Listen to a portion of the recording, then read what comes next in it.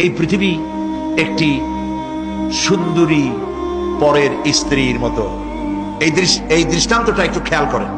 অন্যের স্ত্রীর স্বাস্থ্য, চেহারা, রূপ, যৌবন যতই চিত্তাকর্ষক, নয়নবিরাম, মনোমুগ্ধকর হোক, তাতে আরেকজনের কোনো লাভ আছে? বলেন কোন লাভ আছে? খামোকা তাকিয়ে থেকে আফসোস করে কোনো লাভ নাই। সে তো অন্যের স্ত্রী, ঠিক কিনা? এই পৃথিবীও একটি সুন্দরী তরুণী, তন্নি, ষোলকলায় পরিপূর্ণ যৌবন এক পর নারীর মতো কোনদিন আপনার হবে না। এটার জন্য আপনি চেষ্টা করছেন, আরো চাই, আরো চাই, বাড়ি চাই, গাড়ি চাই, হাফ মন্ত্রী হইছি, ফুল মন্ত্রী হইতে চাই, 2টা বাড়ি আছে, 10টা বাড়ি চাই, 6টা গাড়ি আছে, 15টা গাড়ি চাই। নবীজি বলেছেন, লাউ কানা লি ইবনি আদম ওয়াদিম মিন যাহাবিন লাহাব্বা ইয়াকুনা লাহু সানান